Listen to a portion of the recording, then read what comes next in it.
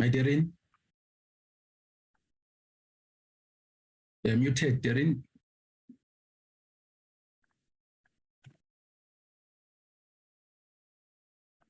Darren, can you hear me?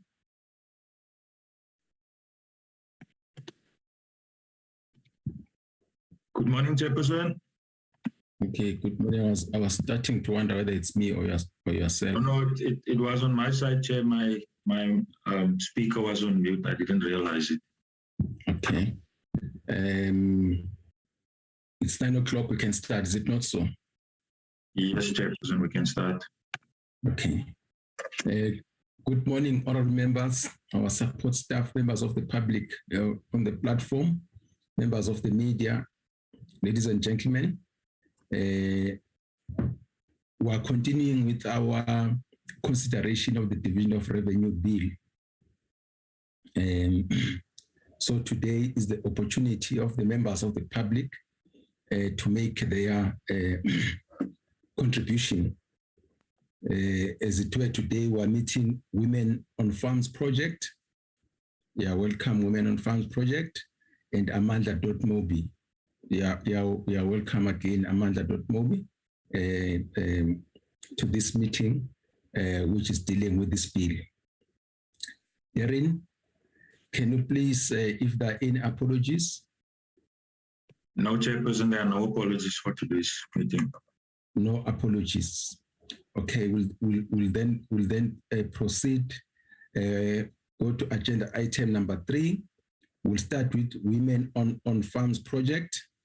You'll tell us who's leading that delegation, and then we'll give you 30 minutes maximum to go over your issues and your comments, and then immediately after yourselves, we'll ask Amanda.Mobi.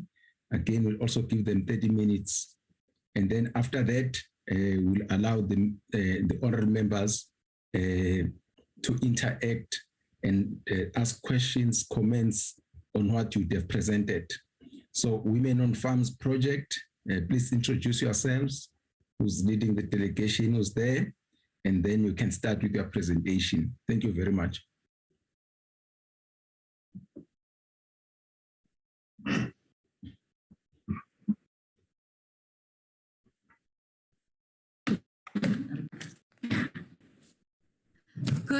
Good morning. Good morning, everybody.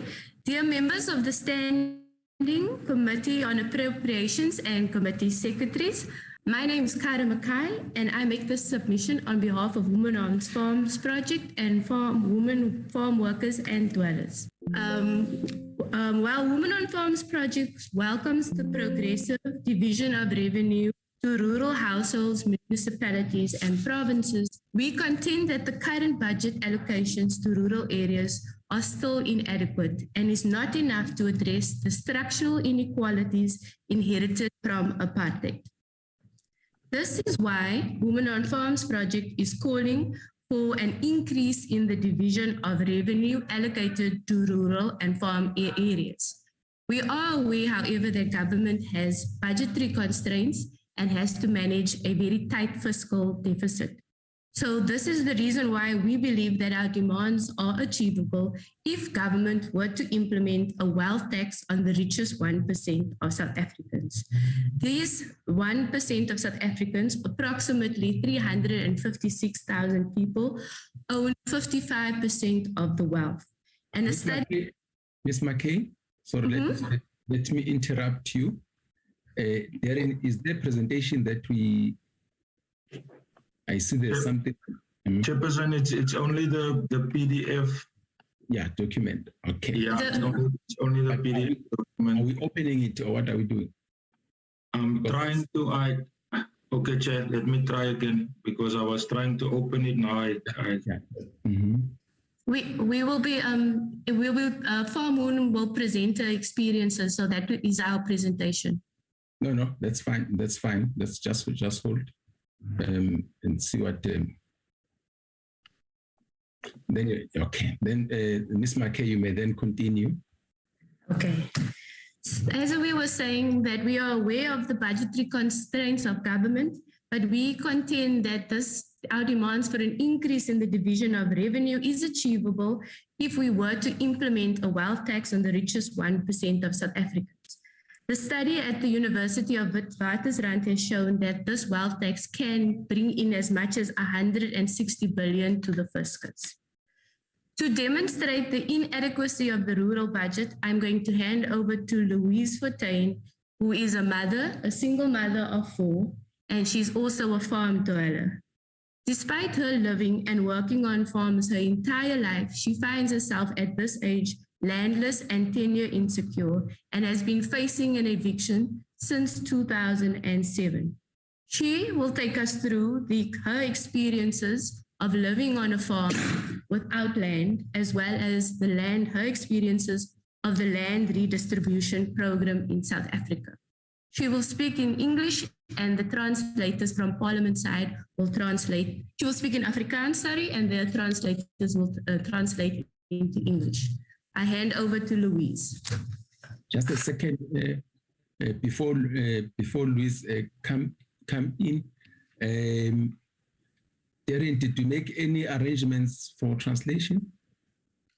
Chairperson, yes, we requested for interpretation services. They confirmed that there is somebody available, but I don't see that person in the meeting, Chair. So I don't know whether Nomfusi said that she's going to do a follow-up. I don't know how far she got with the follow-up, Chair.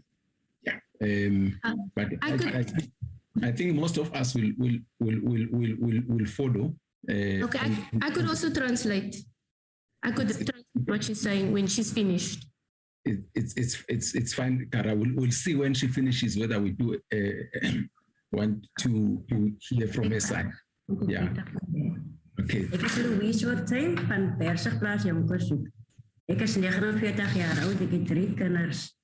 Ek moes my skoolloopbaan opgee om te werk op die plaas sodat hulle nie hier kan aftrek by my pa nie. My pa is 3 Mei 2018 oorlede en die 4de Mei toe kry hy sy uitsettingbrief.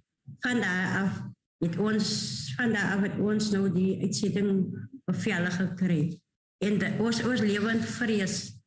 Ek werk nie nou op die oomblikie wanneer die rede kom ek nie werk, die boer het vir my amper gebleklis dat ek nie by ander plekke kan werk kry nie. So ek het 'n tuin gemaak sodat ek my kinders kan voed. My kinders moet die skool ook gelos het om op die plaas te werk en nou moet hulle vir hulle ander werke soek. So ons vrees daar wat ons is. En die boer het gewoon ons water afgesny in die tyd. En toen moet ons bij hom gaan water haal, toen die water gaan halen om te slaan hy vir my en my kleinkind. So ons is 'n vreeslewende posisie daar wat ons nou bly. So ek maak 'n tuin sodat ek my kinders kan voed met daardie tuin. Maar met die waterafsettings kon ons nie lekker mooi tuin maak nie, want die boer sit elke tyd die water af.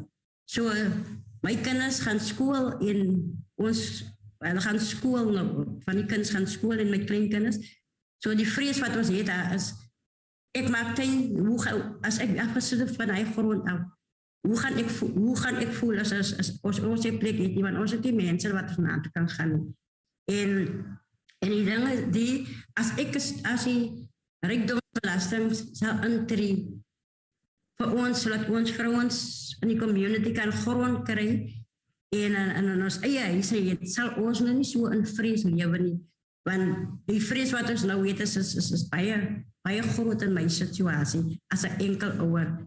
So dis wat ek nou wil sê, van die grond, dat hulle net vir ons 'n stukkie grond kan gee, en 'n huis kan gee, sodat ek my kinders kan voed. Thank you. Miss McKay, thank you so much, ma'am. The name again? What's the name? Louise Fontaine. Louise Fontaine. Baie dankie. Madam McKay, if you can just summarize again, as you had availed yourself to summarize what has just been shared with the committee. I'm sure the majority of the committee members understood her, but again, we're having the public which is listening also to what's being said here. So please come in. Okay, she is Louise Fontaine. She is a mother of 3 children and she's a single mother. And she has lived and worked on a farm all her life. In 2007, her father passed away. And on the 3rd of May, her father passed away. The very next day, she received an eviction letter from the farmer saying that she has to leave the house where she has been living. She has since 2007 has contested that eviction because she has nowhere else to go. So if she leaves this house, where will she go? Where will her family go? And she is able-bodied and she's willing to work, but unfortunately she cannot find work because the farmer has blacklisted her on the farms in Stellenbosch. So not only can she not work for that farmer, but she can't work for any other farmer. Due to the eviction cases, they experience constant water shortages or cutoffs. The farmer will cut their water off indefinitely. And one moment when they went to drain water from a tap, she and the farmer assaulted her son, who was 14, he was 6 years old at the time, and the farmer assaulted her. At that moment, they have opened the case and the case is still pending. It hasn't really gone anywhere, but the case is still open. She says the word she uses constantly is fears, which is anxiety. She says they live in a constant situation of anxiety on the farm. They're scared for the farmer. They're scared for when he switches off the water. And they also, every day they wake up with the reality that they could get evicted today. So that kind of anxiety sits heavily on her heart and she manages her children. She is asking for land to be redistributed back so that she can have her own piece of land, so that she knows she's secure, that no one can throw her off that land, so she can anchor herself and her family, and that she can use that land to grow food. Currently, she does have a food garden that she can speak about COVID and the food garden and how important the food garden was for her. So the food garden is an important source of food, and she wants more land so that she can do more, so that she can feed her family and her communities, and then maybe be able to derive an income from that food. So she's asking for land to be redistributed. And again, we are aware of the budgetary constraints, but if we had a wealth tax and we were to tax the richest 1% of South Africans, there would be more revenue that we could redistribute to land redistribution programs so that people like Louise would have a home and a space for her family. That is the summary. Thank you so much, Ms. Fontaine. We appreciate you taking time and coming to talk to us. Thank you. Do you want to continue, Ms. McKay? Oh, that is our presentation, sir. That is our submission. We thought we had 10 minutes, so that is all. So if there are questions, we can address those, but that is what we would like to submit to the Appropriations Committee. Thank you so much, Ms. McKay. And then we'll go to Amanda.Mobi. Please introduce yourself. I'm Amanda.Mobi. And then please take us through your presentation. Thank you, Honorable Chair, and good morning to everyone, members of the committee and secretaries to the committee. My name is Close Oba, and I'm a senior campaigner at Amanda.Mobi. We have prepared a presentation for today. If I could just quickly share my screen, and may I also request to keep my video off just so it doesn't disturb the bandwidth, Honorable Chair. Please continue, ma'am. Thank you, sir. So first, we would like to welcome the year-long extension of the 350. Our members of the Amanda.Mobi community are disappointed that the 350 grant was not increased and given to more people, but we do applaud the President's commitment to have a national discussion to decide what support will be provided after March 2023. Honorable members, we are disappointed by the budget tabled by Finance Minister Enoch Godongwana, and especially concerned that the minister did not mention anything about allocating funds to be used towards implementing a basic income support, which is supported by over 300,000 people who have signed a petition we are running with Black Sash. The dignity of over 10 million people hangs in the balance. Instead of increasing social spending, Minister Godongwana's budget cuts social spending, which fails the poor majority but helps the rich. Honorable members, for 3 years, Untitled Chapter presented to this committee various demands to help protect the majority poor. These demands included expanding the 350 to include more people and increasing and extending it until it is turned into basic income support. Also included implementing basic income support for people aged 18 to 59 with little to no income, expanding child support grants to include pregnant mothers, and increasing old age grant to 2,500 and give pensioners a 13th check. Honorable members, all these demands are not new. We keep them to remind this committee and everyone that they are urgent matters that should be acted upon with urgency. The committee members are well aware of our submissions and the presentations we've made in the past years. Some have even noted that we have been coming to the public hearings to present and demand the same things. As many may agree, it has become repetitive and it exposes a key flaw in our democracy.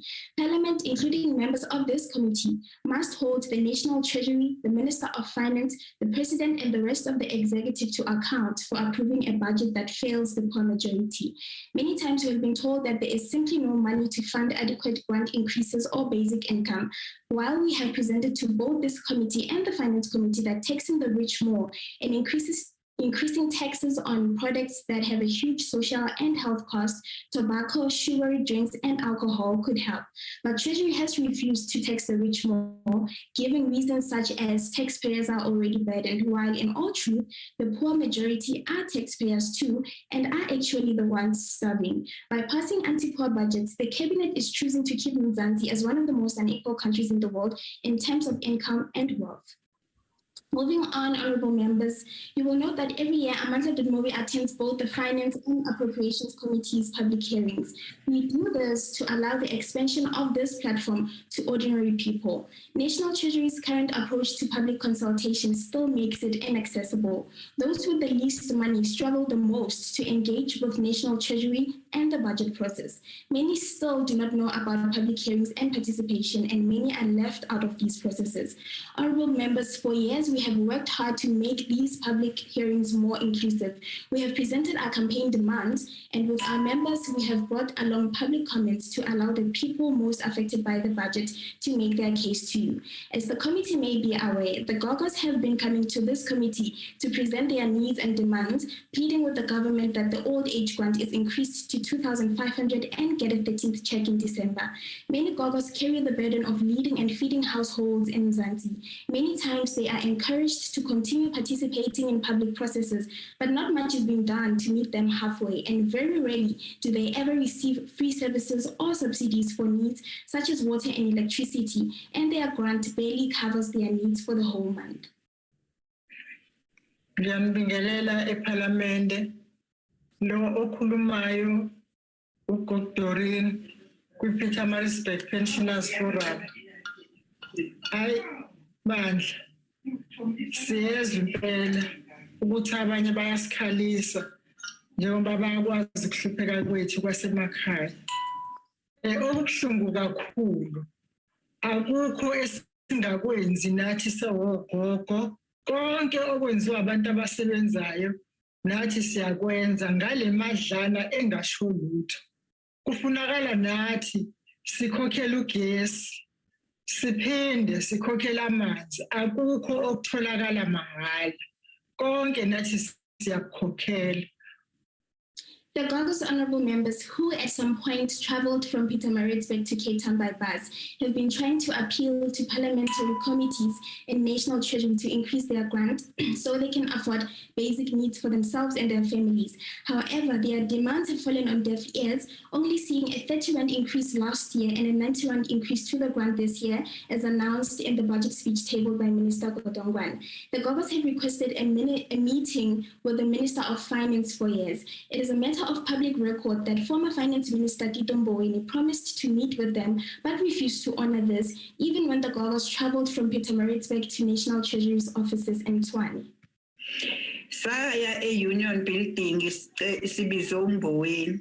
Okwasiphatha kabuhlungu safika lapho sangabe samthola imiyalezo ethi sithathe umunye kodwa kade evumile yena ukuthi sizoza. Kwasiphatha kabi sangamthola kwasho ukuthi ukuhamba kwethu ndoba ethe uzokhuluma nathi ubuso nobuso wangakhuluma. Ngoba phela besame sicelweni esisodwa lesi sokuthi sicela imali inyuke.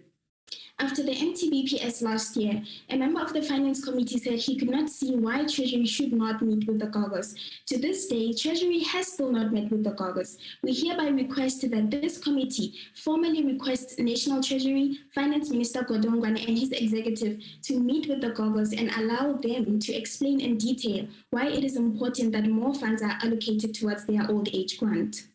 Lo khulumayo uDoreen Gogo be-Pietermaritzburg Pensioners Forum besicela ukuhlangana no-Minister wezezimali esikhulume naye sixoxe ngosizi logogo esithwele emakhaya ethu.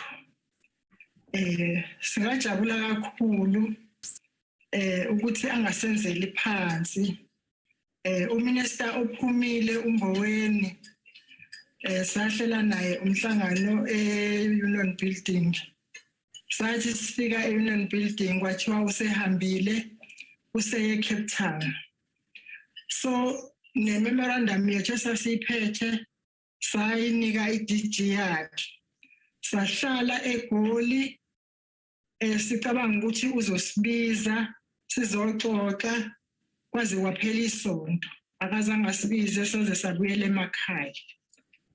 At the public hearings held after the MTBPS last year, some on this committee acknowledged how frustrating it is for members of the public to participate in this process, repeat their demands again and again, and yet they don't see the changes they want. Siyabonga kakhulu ukuthi niyazwelana nathi, niyazwelana nokuthi sikhathazeke kanjani. Njenganami nje ngugogo ufikile ngila eMaritzburg. Ayikho into emnandi empilweni yami engijabulisayo. Ngisuka la ngiye eParliament ngiyokuthula izikhalo zami. Ngifica ukuthi akukho nokukodwa okuzwakalayo. Kwabonake laba enithi abasibali. Thina sifundile sizazi nalezi izinto zo internet. Abakaze bafike. Bengakaze befike nje bezosazi ukuthi sibangakanani. Okubhlungu kakhulu ukuthi thina singogogo uma sigula siyagibela. Isibhedlela sikho kude kodwa kufanele ngigibele ngoba angisenayo imilenze yokuhamba. Ngizogibela ngo20 rand. Ngifuna ukuya esibhedlela ngifike eThawini ngiphinde ngiye esibhedlela ngikhipha u20 rand. Okusho ukuthi mina ngino 80 rand engukhiphayo nje. Ngingekho ngisho ilokhuzi ikota le engizoyidla esibhedlela sengilambile. Kungekho lutho. Nasekhaya ngishiye kungekho lutho. Okwesibili thina ugesi namanzi siyakukhokhela. Asinakho okwamahhala. Asinakho kwamahhala. Konke sikwenzayo sikwenza ngemali. Akukho nje esithi thina kuyasijabulisa.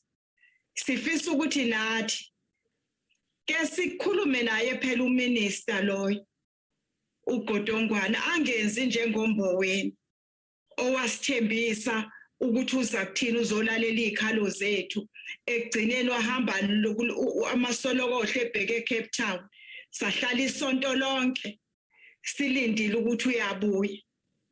Honorable members, in our last presentation, we made simple actions the National Treasury could implement to consult the poor majority when devising the budget. This included a free hotline for people to submit public comments on the budget, or at the very least, provide a cell number people could send their public comment to using Please Call Me, SMS, or WhatsApp. Treasury released a media statement outlining how the public can use Facebook and Twitter hashtags to submit budget tips. But Mom Kiza at the corner, who sells tomatoes to support her family, does not know what a hashtag is. The Budget Tips webpage reinforces inequality by making public participation inaccessible to the poor. We call on this committee to demand that Treasury outlines a concrete plan to make participation in the budget accessible to the marginalized majority. Before the budget, we delivered over 5,000 signatures of people in support of increasing the sugary drinks tax and indicated clearly that each signature must be treated as a budget tip. We also sent over 200 budget tips to Treasury, some on Twitter using the Tips for Finmin hashtag. All these tips were from members of the public. However, Treasury has reported receiving only 300 budget tips. Treasury must explain what it is they consider a budget tip, how those influenced the tabled budget, why they ignored simple recommendations, such as setting up a toll-free line for people to use for comments, and what it is they are doing to improve accessibility for members of the public to send through their budget tips. But in order for public participation to work, Treasury's leadership needs to be open to public input. However, comments by senior leaders in the National Treasury suggest they aren't interested in what the poor have to say and that they have already made up their minds and will do everything that they can do to pursue austerity. President Ramaphosa stated in his SONA that we will leave no one behind and we will have a national discussion to decide what support will be provided after the 350 grant ends in March 23 and how this would be financed. Yet Minister Godongwana seems to have already decided on behalf of the nation. When asked about a potential time frame for implementing basic income, he stated not in the next 2 years. We collected public comments from people who could not participate in Treasury's budget tips, and we tweeted these comments from our account. However, Treasury Director General Dondo Mokgajane was clearly not interested in the views of those who rely on the 350. After the budget speech, he stated that the social relief of distress, for instance, I would have taken the 40 billion rand and 44 billion rand that I'm giving towards social relief of distress and do more on the infrastructure side, do more on other, you can call it incentives, for instance, if you want to expand that, because it's through those that government can partner with business and business can create more jobs. This, honorable members, is a problem. As we all know, the 350 grant is a lifeline to many households in this country. Never mind the fact that it is not enough and the fact that civil society has called for it to be increased, to be expanded and kept until it is turned into basic income. While DG Mokgajane may claim this is just his personal opinion, he is using his position of power to drown out the voices of the poor. Having a Treasury official speaking like this in public about an important budget allocation to extend the 350 grant feeds into the elite perception that grants create dependency. His statement is very dangerous, especially when he cannot promise or guarantee the creation of jobs by 1 April 2022 for the nearly 10 million people who rely on the 350 to survive barely. He's feeding the mentality that people just want grants and don't want to work. The 350 is much more important than many people realize. In a message in support of extending the 350, one petition signer said, "Please hear our cry. We are unemployed. The banks won't give us capital to start a business. This money will help us start our own businesses and take care of our children and invest for their future." We urge this committee to hold National Treasury to account and demand senior leaders cease making public statements that undermine public participation and accountability. Treasury must listen to everyone, especially the marginalized, and not just the rich and industry lobby groups. The 2022 budget was written as if National Treasury's approach to public participation is 1 rand equals 1 vote. The views of a billionaire are no more valuable than the views of 350 grant recipients. Honorable members, beyond the budget participation process, what Treasury does not seem to understand is that there is mass public support for implementing basic income now. It saddens us that we are here once again with the same pleas and demands. Many of you are familiar with us in the videos of the Gogos, and even they are getting tired of the repetition. The Gogos have been pleading with the government to increase their pensioners' grant to 2,500 and give them a 13th check in December.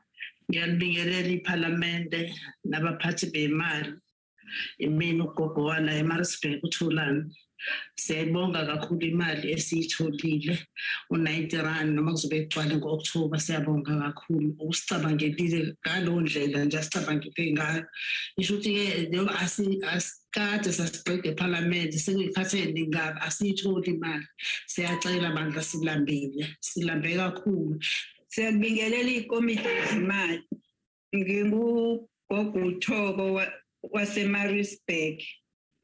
Ogogo ababenesikhalazo iminyaka eminingi bekhalazela indaba yokucela ukuthi impesheni ikhushulwe. Siyawuzwa umhlangano wezezimali uma bebeka. Subongile wona u90 lo okuzoba 100 ngo-October usinikeze wona. Siyawubonga nalo 6 month ayifakele wona u250 kodwa thina lento esiqalile siyazwa sebekhuluma ngeCovid. Thina siqala iCovid ingakafiki. iCovid ifika nje sesigqigqekane izikhalazo zethu. Yafica iCovid endleleni. Yebo wasipha for 6 months. Lo 250 kwathi ingane wasinika u500 siyawubonga. Sase sithi nalo 250 angeke asawususa kodwa waphinda wawususa. Sisaphinda ke siyasho. Asikaneliseki. Sisazofika futhi lapha eParliament noma phela iParliament lethu lekhalazo. Niyasibiza nisivumele ukuthi size kodwa sicela ningakwenzi. Siyacela ke nangolonyaka sezisavinjwa na iCovid. Siseme kulokho. Sicela imali ukuthi kusho lokho kubamela imisi. Ngiugogo Doreen waseMaritzburg. Ogogo labo abahamba njalo eParliament. Ngibingelela isigungu sefinance singogogo njalo nje sihlala sikhala engabe kanti thina senzani. Ogogo engazathi ababalekile ngalendlela esibona ngayo ukuthi babalekile. Ogogo njalo banikezwa uchatha. Sibe siphethe amakhaya simgogodla yemizi. Ngojabula uma ngabe lapha eParliament kukhona abanogogo emakhaya nabo bethola lento esiyitholayo encane kangaka. Kodwa ke siyabonga kona akufani. Kodwa ke asikafiki la kufanele sifike khona. I think it's a very good idea to increase the caregivers' money, especially the children, because the children are the ones that it's not their fault that they're here. The government must look after the children because they are the future of South Africa. Government should have to increase the old age grant to 2,500. The reason is the food or grocery is so expensive, nobody can afford. Then we need money in order to. Honorable members, we realize that some of the things we share will make some committee members feel a bit defensive, but as someone who has read through and listened to countless comments from the poor majority, we are sharing with you what people are saying. Yes, not one of you can individually solve the frustrations and demands we share today, but you are collectively responsible. So whether it is on this committee or in your respective political parties, there is always more that can be done to champion the issues and solutions that are being proposed to you. And as I conclude, we hereby demand that you increase the 350 and expand it to include more people by allocating more funds, keeping it until it is turned into basic income, increasing the sugary drinks tax to 20%, and implementing a wealth tax. Thank you, Chair. Thank you so much, Amanda Mobi. Oral members, we have had presentations from Women on Farms projects and from Amanda Mobi. So it's your turn. You have had their presentations. Peters, shake your mom. Peters. I haven't told you. Oh. That's you. No, tell them to raise hands. No, that's fine. We always do like this, but I was just finishing my sentence that we have had the Women on Farms project and Amanda Mobi and had their cries. So now I'll be taking the oral members. Just indicate who would like to speak. Let's go. Person, shake your mom. Honorable Sheikh. Peters. Honorable Peters. Lenzana. Honorable Mlenzana. Chair, did you hear me? Honorable Shonyana, no, I didn't hear you, Honorable Shonyana. Honorable Shonyana. Any other oral member? Honorable members, I'm still waiting. Honorable, come again, Honorable Pichale. Any other oral member? Can we mute oral members not unless they are talking? There's a feedback. Just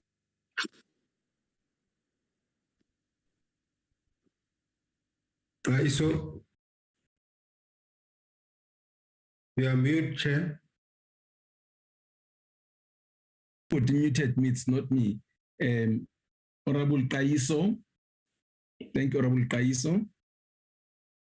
Any other oral member? Okay, in the absence, if there's any other oral member, I know there's a challenge with connectivity today for some reason or the other. You know, oral members, we do 5 minutes. Honorable Sheikh, is your 10. Thank you very much, Chairperson. Chairperson, I will be shortly joining the Chief Whip's meeting. I'm also at the police meeting at the same time while I'm on appropriation currently. So please accept my apologies. But first of all, allow me to thank both the organizations and members of society that have made some contributions. I want to start off with the issue of the women from farms. And I must agree with you. I have personally visited many of these farms, particularly in the Western Cape. And Chairperson, let me tell you, even the police, no matter how much these people report these matters to the police are very reluctant to want to assist them. We've had many cases where if the one way of forcing them out of the farms is to disconnect the electricity, disconnect their water, even though some of them have been paying for prepaid electricity. It's a norm on the farms. But Chairperson, there is another side to this, and I perhaps believe that I might have a solution to the problem. And I'd like to know what is the view from women from farms. Now, farm owners are having a difficulty to be able to continuously keep people on the farm after they've retired or deceased, having family members still staying on there.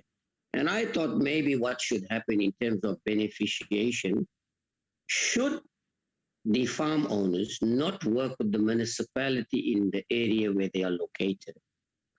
The responsibility of the municipality is to provide a fully serviced site with water sanitation to the site. The farm owner pays a monthly amount to the municipality from the time this person is recruited or starts work there, so that when they go into retirement or they leave, and they go into this waiting list database of the municipality, Chairperson.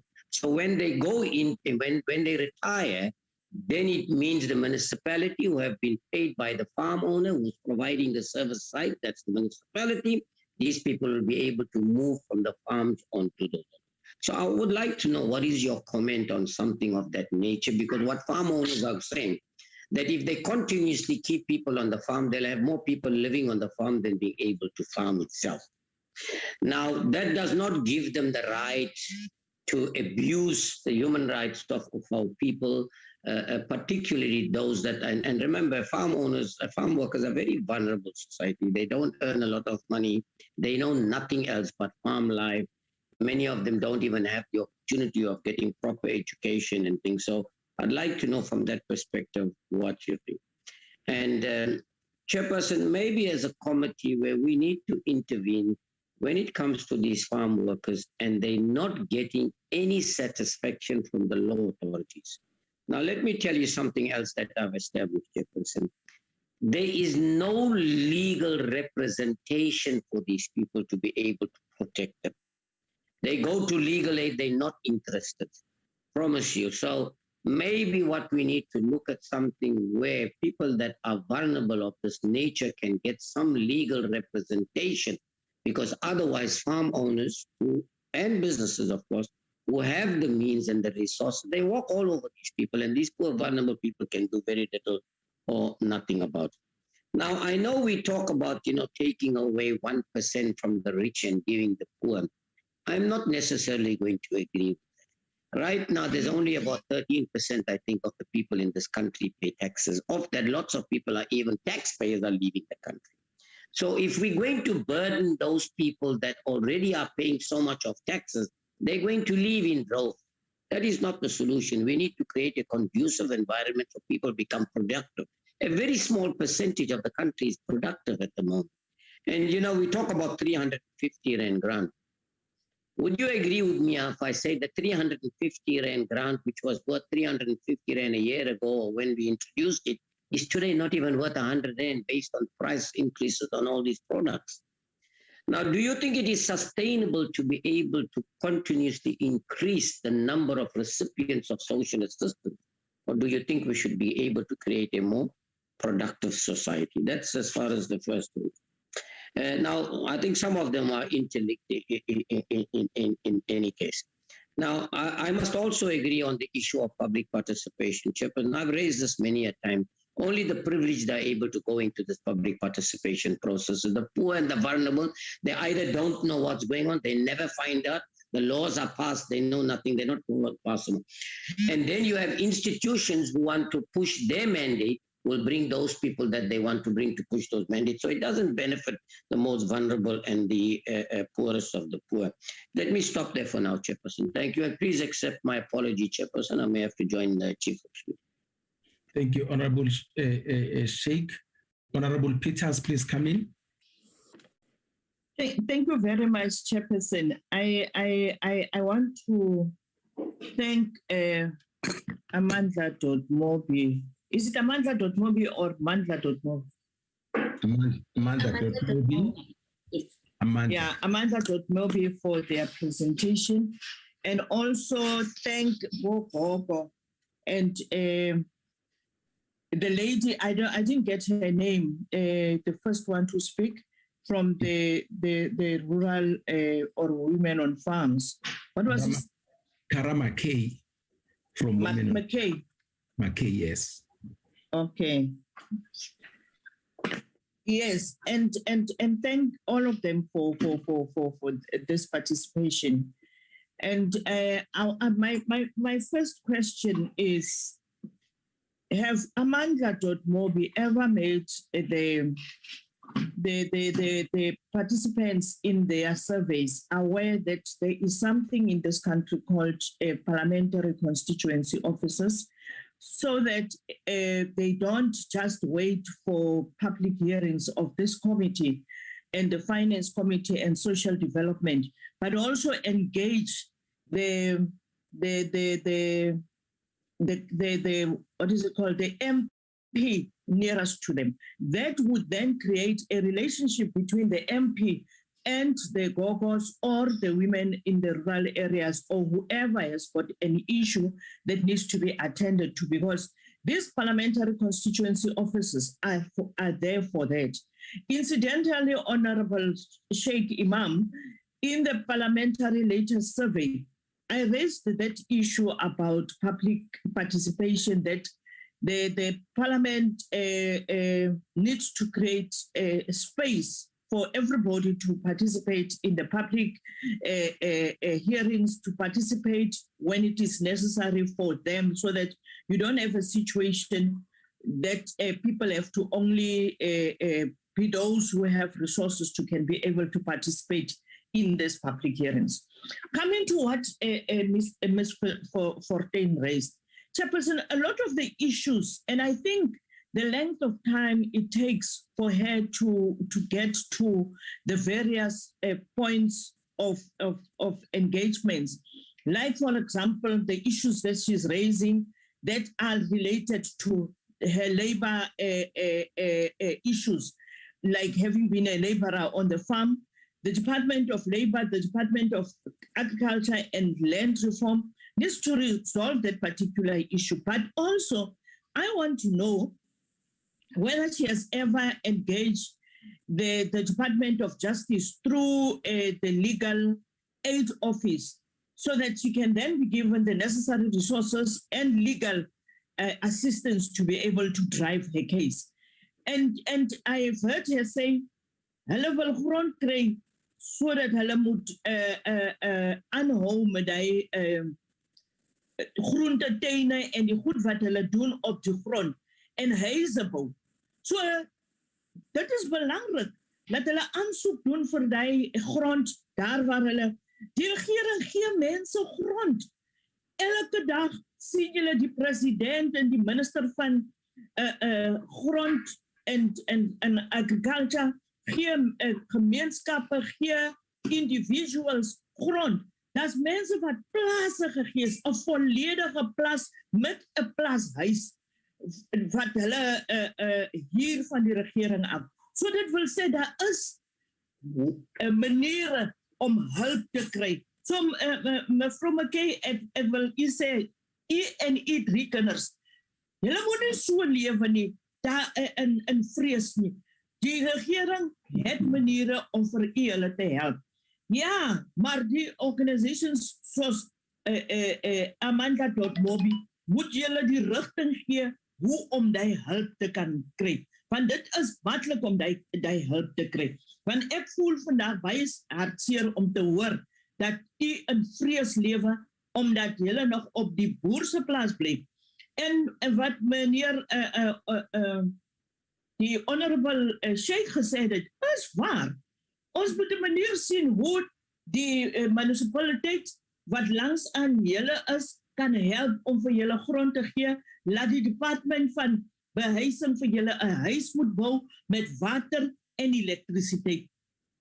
En ek wil sê, let me now speak to the committee members.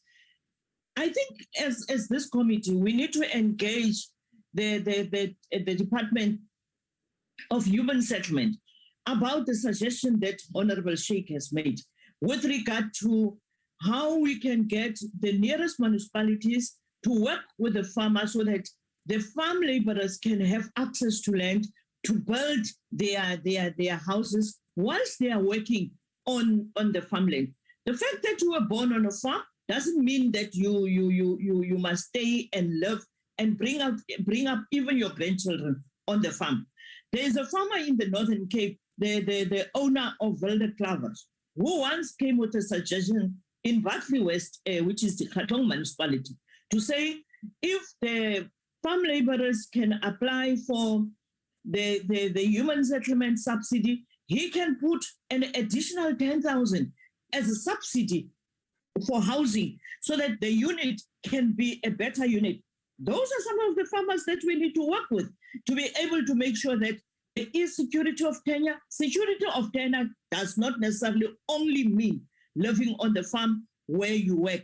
It is almost meaning that if you have a domestic worker, for example, Amanda.mobi, who lives in the grain quarters in the yard, when she retires, she must continue living there with her children and grandchildren. This is untenable. It's overcrowding. So I think it is important for Amanda.mobi to also be the source for information for our communities to be able to access the services that are available. With regard to the grant for pregnant women, I think that one, Amanda.mobi needs to probably take it through the channels of this BIG consultative forum that needs to be looked at. But I really appreciate the input from the Gogos when they say that they appreciate the increase of 90 Rand, and which will later increase by 10 Rand in October, but that they believe it is not enough. And I think when we met them at Mark's building, Chairperson, they did raise this particular issue. We did engage them again with this particular issue. Unfortunately, because we know that our Gogos are burdened with children and grandchildren, they really need the money. But I still repeat what I said that time, Chairperson, that the Department of Social Development and SASSA should do what the then Minister of Social Development at the time, Dr. Zola Skweyiya said, when he said that the child support grant is not for the mother, but for the child. So it must track the child. It must go where the child is. So this money, Bugok, if ukukona umntana ukushiye nengane, yena uhamba eGauteng, naboma eThekwini, uhamba koma Cape Town, negrant yamntana enza inwele, enza amazip. Umtshele uzoya kusasa ukuthi le mali ibuye kuye iye kuwe esikugogo so that ukwazi ukuwondla umntana ungawondli umntana le mali egovernment ikunikeza ukuthi nawe usithekele i-cold drink inamunate nama-sweet but yona siya understanda ukuthi isimo se-economy siyasiqinizela zonke bogogo so sifanele sibone ukuthi sikhumusha kanjani no Minister of Finance. And I want to apologize for the Minister of Finance, the former Minister of Finance. Yazi sometimes ungabiza abantu uthi baze emeeting e-office yakho e-Union Building. Minister of Finance akakhali Union Building une-office yakhe. Afika ithi meeting yafika uthola ukuthi uphuthumile ubiziwe ngupresident for yenye into esheshayo edinga uMinister of Finance and kulumele mara those things do happen.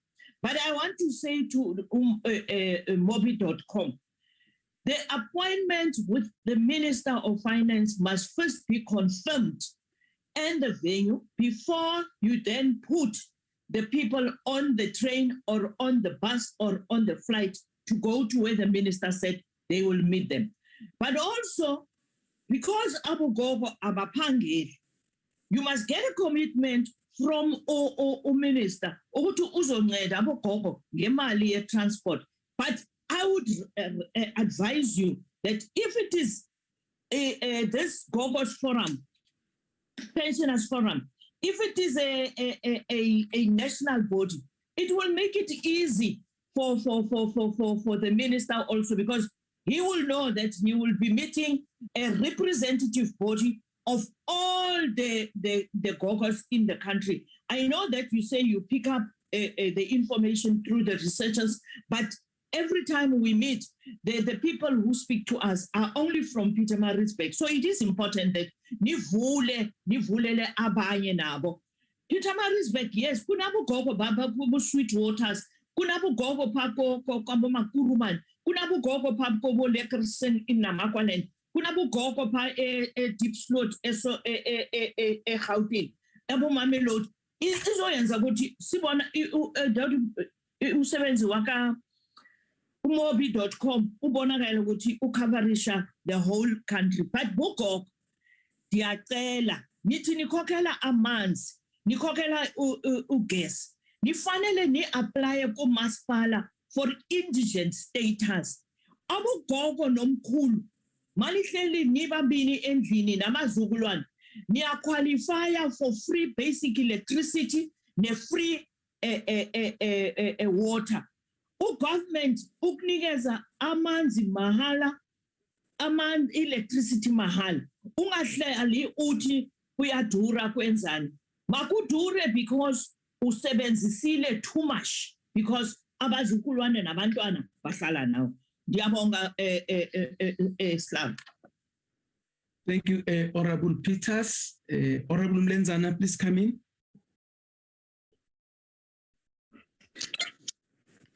Thank you, Chairperson, and good morning to you, Chairperson, and colleagues, member of the public, and the two presenters. Chairperson, allow me to do as yesterday that I switch off my video. There's this blaring thing, which I don't know what is it. Maybe it's light. Chairperson, let me begin by welcoming the two presentations, and start with the farm dwellers. I want to echo the sentiments that we have to link up with the Department of Human Settlement and see what is it that we can do. And I think the department, once briefed about these challenges, will surely, as Honorable Peters and Sheikh Iman were saying, do something jointly with municipalities and those willing farmers. Chair on Amanda Moby. Yes, I think this is the third, if not fourth, presentation that they are making to us. I'm not sure. I think it's the third. And correctly so, we haven't been seen to be moving. But constantly, we have been advising Abokoko, Chairperson, on what to do. Because we do have a feeling for their pains, particularly living at that level. Chair, I asked this before, but now I want to put it the other way around. Same question which I asked last time. Amanda Moby, do you have what I call a per person expenditure for the caucus? Where you would be able to say to us, in your database, you have got 300 caucus, and each of these caucus, in terms of receipt of whatever from government, not only in terms of cash incentives, but a wholesale kind of incentives that Abokokos are receiving, including where they would be having indigent incentives like Honorable Tipo was saying, free water, free electricity, where they would be having free access to the healthcare workers, Abonomakaya, who would go visit, do washing for them and all because of their age and the conditions of their health, free medication and all that. Abokoko are saying they have to travel. Now, also, there would be some indigent arrangement, particularly at the local municipality level, where there would be subsidized transport for them, particularly if there are buses and all. So I'm saying, if Chairperson Amanda Moby could get that for us, because look, Chairperson, it was only last year where we were raising what Honorable Tipo is saying, that what becomes unfortunate is that Abokoko would begin to spend their money outside the needs, outside the budgeted framework which government has for them, taking care of other people, correctly so, because ngesizulu sithi igazi liyajiya kunamanzi, Chairperson. So you can't just look at ingane yakho uyibona ukuthi iseludingisweni ungayisizi ube unayo imali ugogo. But there is now this 350 which is now taking care of these young unemployed. I see that once more, Amanda.com is crying that whatever that is there as a grant should have raised. But then let me pass. On the expenditure cuts or budget cuts from the departments which relate to the welfare-related departments, your education or the social cluster departments, your education, your health, and all. I just want to check with Amanda.com. if have they done an expenditure trend analysis per department, as they are saying, so as to come and say to us, here are these budget cuts, but the money which was allocated to these departments was spent and it was finished, and now you cut it? Or is it because cuts are as a result of a question of the particular departments not able to spend? Then the last question for me, Chairperson, would be to both presenters. What is your view on a developmental state versus a welfare state? Currently, South Africa is striving to be a developmental state, talking economic renewal and transformation and all. But if you look at the demands which South Africans have relate to building a South Africa which is a welfare state, what is their view on this? Thanks, Chairperson. Thank you, Honorable Mlenzana. Honorable Shonyana, please come in. Thank you very much, Chairperson. Chairperson, first and foremost, we would like to take this opportunity to thank the presentation. They were very touching presentations, both of them. And we would like to thank the organizations for taking their time to actually present to us as members of Parliament. Chairperson, on the issue of the farm workers, we've always said it as the EFF, and not to bring politics into it, but we've always said it that the issue of land is one of the most critical and important issues in South Africa, because without land, literally our people will forever be subjected to what we had today, where when you are just evicted and you do not know where you're supposed to go with 3 children. The land expropriation without compensation for equal distribution in use must happen in this country in order for us to be able to give land to our people. What have happened to Ms. McKay was not right. And obviously you are not going to rely to those policemen of Cape Town, Shen, because those ones, they think they are living in another country within our country. They will never serve and protect. They only serve and protect the rich there in Stellenbosch. They won't serve and protect our own people. So it is very important that the issue of the land be resolved, because I don't see any other way the situation is going to be resolved. Because you either have those who have and those who have not.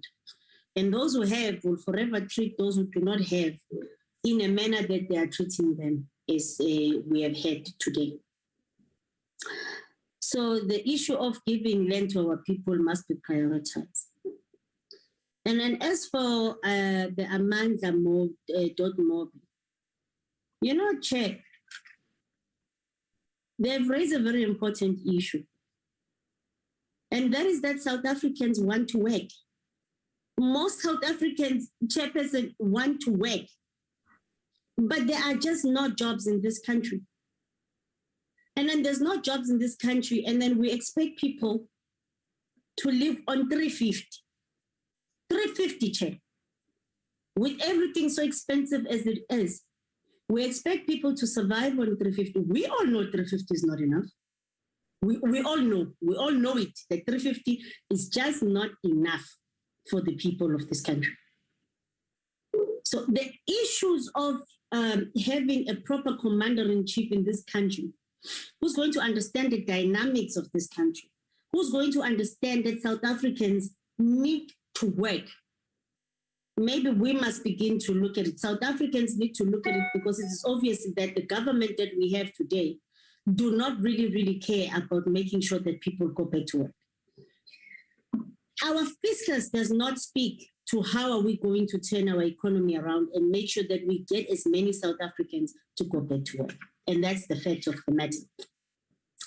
Now, on the issue of the Minister of Finance, who promised a meeting with the Gogos. It's a very sad thing to hear because, the Honorable Tito Mboweni was supposed to meet that's what we do. We're members of parliament. Our job is to always go and meet the people. Check. That's what we do. We must go listen to our people so that we come back and better the policies or better what we're supposed to, the laws, in order to make sure that our people have a better life. So I think as this committee chair, I know it was done by the predecessor, but we must communicate with the minister to honor that invitation, to honor that meeting, because if honestly we cannot honor our own elderly people, what are we doing? So we must make sure that the minister does meet the elderly Gogos. And then furthermore, Chair, I just want to, as much as we put this very easy to say, those Gogos, as other members have said, should just go and register as indigents. There is a lot of information which is very difficult to get. And if maybe government was working in the manner that it's supposed to be working, you would have had the minister meeting the Gogos. At the same time, council would have been there to make sure that they register all those Gogos as indigenous households. But there is no synergy in our government. That is why we can just stand here today and say, tell Amanda.Mobi to tell the Gogos that they must go and register, when we all know how difficult some of these processes are.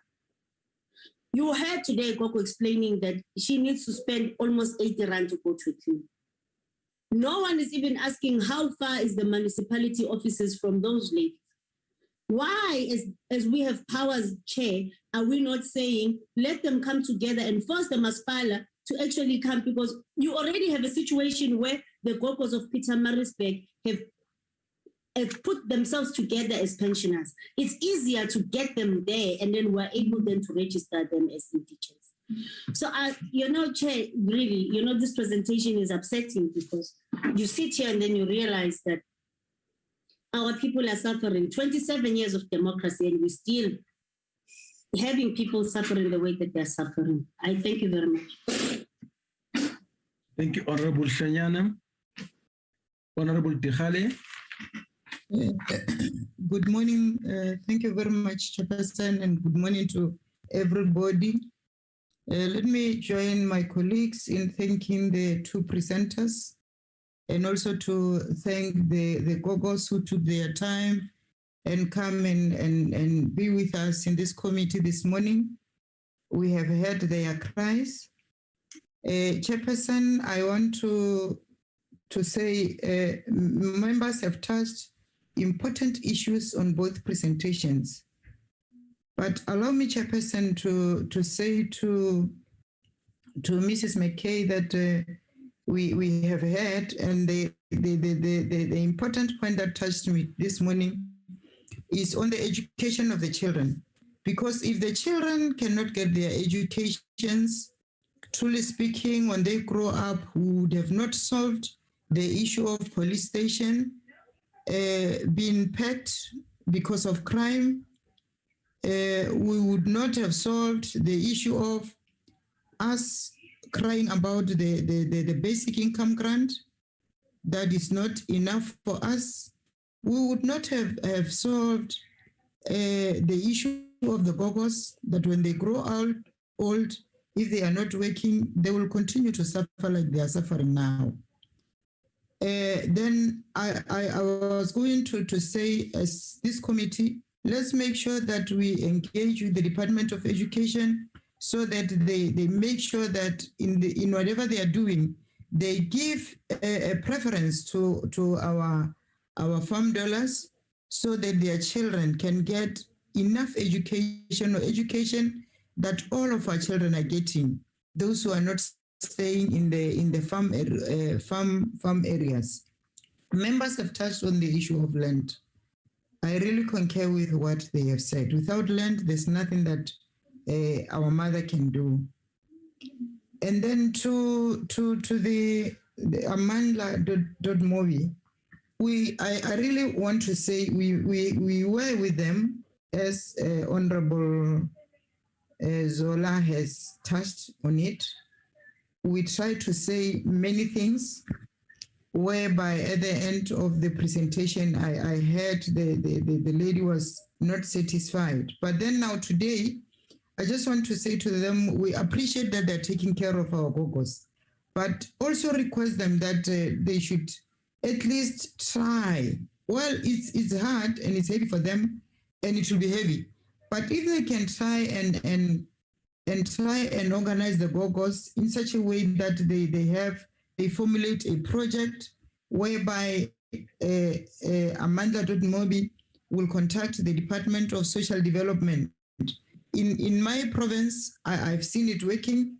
The gogos are getting help, and those who are still not that old enough, they are even entrepreneurs as we speak, because they have been funded and they are trying to sell whatever they produce.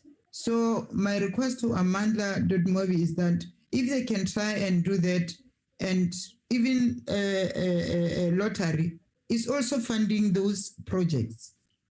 Well, it's hard work, but it's something, rather than to look at the social grant that they're getting every day, every month, and which is not enough for them. We know that, especially that our kids are now receiving social grant. If people are not working, they will keep on saying, if I have 2 children, a social grant for 2 children can assist the family from this point to this point. And if it's not going to work, they will think of having another 2. So on addition of those children, or if you continue to have those children, then the problems does not, the challenges that they are facing does not come to an end. Actually, they will grow. So I'm just worried that the presentation is really touching, as Klonyana has just raised it. But we need to also, if we are saying we are available to help the other people, let's try by all means to make sure that we touch in all the areas whereby we can get help. My worry, Chairperson, again, is the children who are not, enjoying listening to their education or attending to their education because of transport, because of this and this. Well, with the clinics, with the issue of health, I'll always quote what is happening in my province. We have mobile clinics that is assisting people who are staying far from the clinic. Maybe if this can also be considered, so that those who go to the main clinic does not experience these difficulties whereby the clinics will be overcrowded. The mobile clinics can also assist. Maybe this must also be taken into consideration and also will then end up assisting these people. Chairperson, indeed, this was not a pleasing presentation. We had it last, it was difficult to think about it. Even today, it's still continuing. But please, Amandla.mobi, try your best to assist these people as you are trying to check with the government or giving the government pressure. Also try your best. God will bless you at the end of the day. Thank you, Chair. Thank you, Honorable Dehale. Honorable Kaiso, please come in. Yes, thank you very much, Honorable Chair and members on the platform. And greetings to Abogogo and Mobi.com and Women's on Farms. Chair, I don't want to repeat what we said last. Yes. Honorable yes, Kaiso. Honorable Chair. Yes, Chair. Leli gama la Amanda.mobi ayisilibiza yonke lokhu it's silinika yonke inhlobo yamagama. It's Amanda.mobi. Amanda.mobi and the Women on Farms projects. Yes. Okay, so Thank you very much, Honorable Chair. So I'm saying here, we've heard these views. Perhaps it is for us as a committee to maybe to measure the, the outcome of this engagement quite properly, to see to what an extent do we find some of the issues which have been raised, repeatedly, to be, picked up well through the system. Because the issues that have been raised by Abu Koko, zibaluleke kakhulu, and they have said it before. So I don't want to take out the issues of poverty and other struggles to make a living out of the broader picture, economic picture of inequality and poverty. Because to address inequality and poverty, it's a wide range of elements that should be recognized or to come in. Because now the lack of land, for instance, is part of it that could exacerbate the issue of poverty and inequality. And it breeds a number of, strifes itself, just the lack of land, inequality. There's a lot of economic pressure on the poor because of lack of access to land.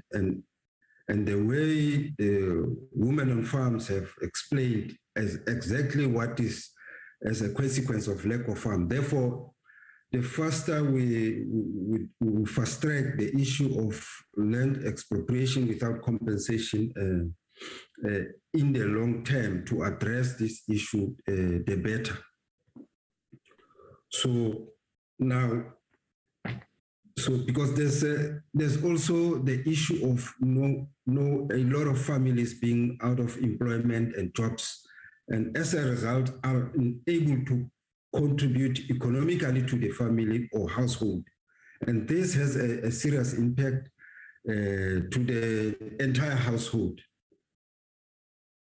So therefore, then a lot of pressure comes into the abogogo bafumane pressure eningi bafanele basupporte imndeni yabo. So that is the biggest problem that they actually say. The message is that they are struggling, yet there is another complication, that there is a level of unemployment and inequality which adds a burden on already the struggle that they are facing as old age and their children. So also, Chair, I don't know what is the role of the Human Rights Commission when it comes to eviction. Perhaps the Human Rights Commission has to play, a fair role in as far as, coming in there, in as far as unlawful evictions are happening at that scale all over our farms in the country. So there has to be a stop into the issue of illegal evictions. And the government also has to do some, has to challenge these evictions at the court level. So I don't know what is the success rate on this, because it does seem to be, we are having a challenge in as far as, stopping this even at the level of a court, such that now there are no farm evictions that are taking place, especially which then disadvantage the poor.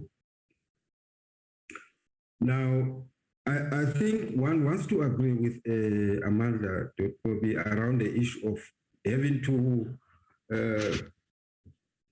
fine-tune the level of communication, especially when it comes to, budget, where maximum participation of the public will also be increased, especially around the issue of, budget tips, etc. Because in as far as Amanda maybe only 300 people are able to participate.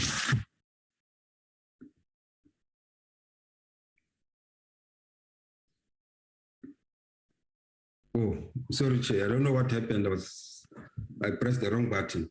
So I'm saying that there has to be a fine-tuning of the communication with the public in a way such that now there's much contribution or inputs during or before the budget, such that members of the public also find their way to write very easily and make their contribution. But also agreeing with what Honorable Dipu is saying, that the constituency offices are there. If they need to make input, they can use those constituency office, make their contributions known in as far as budget is concerned. They are there all over 9 provinces. So so they can be able to get hold of those offices. Now, I think we do have structures there at the level of wards, like ward committees and other rudimentary structures on the ground that we use. So I'm referring to issues such as now transport for the elderly and other needs of the community at the level of community. So if we have very functional ward committees and other rudimentary structures being operative on the ground, travel and transport, because the data shall have been compiled. Ward committees will be knowing the needs of the communities, and such information is forwarded to relevant authorities. So the issue of health, maybe there's something that has to be looked into, because I know that in as far as the primary health care is concerned, there is a way that now abantu abadala, they are being assisted to, to get their treatment very easily. I don't know in some provinces, but there are some measures which have been put in such a way that now treatment is brought nearer to people where they can, for instance, fetch their chronic treatment. So it has to be looked into such that now Abogogo, they are being assisted to get their treatment and even their pensions. So there are systems which have been put forward, but it depends now how do our people then understand or gain access to such systems which have been put in place, such that now they do not struggle to fetch their pension and whatever at the closest areas. So now, including the challenge that we might be facing of closing of post offices, so it might bring a challenge for Abogo. But in short, Honorable Chair, what I'm trying to say is that the issue of the struggle that Abantu Abadala they are facing as pensioners, it should not be divorced from the broader struggle of poverty and unemployment and inequality. We should not divorce it from that context, because it will dilute what we want to achieve at the end of the day. So it needs to be recognized that these struggles that also they are facing, it is within the context of the current, economic challenges that we are facing, and the level of unemployment and poverty that our people are facing. So I think lastly, Chair, perhaps there has to be an engagement at another platform with the ministry around some of the issues here, and see and get an understanding. Perhaps there might be other reasons that communication coming from outside public, how it is being responded to by the office, it's very important. So the office would always need to be, seen to be of assistance to even to members of the public where it's necessary, because then people decide to choose to communicate this way and that way. but then there has to be at least a response that seek to say, yes, I've heard you, and this is what I think about what you are suggesting or asking me to do as a minister. So that will be my input here. And then lastly, I wonder, mobi.com, amanda.mobi, I'm sorry. There is a struggle or there is a challenge in as far as financial institutions are concerned to can be able to supply even pensioners or even smaller business or informal business. So financial institutions actually have a particular attitude because they are looking only at the level where they can raise maximum profit without taking into consideration the situation of the poor people on the ground, that they may not be able to have, resources to can put them there to say, this is a guarantee for me, borrow me money, I do not have a stable job, I'm doing informal job so that I can get a living. So financial institution needs a lot of transformation, of which I hope Amanda.mobi will engage in that struggle to assist us to transform the financial institutions. Thank you very much, Honorable Chair. Thank you, Honorable Kaiso. Just to check before I proceed, Honorable Sheikh, do you have anything to add? Honorable Peters.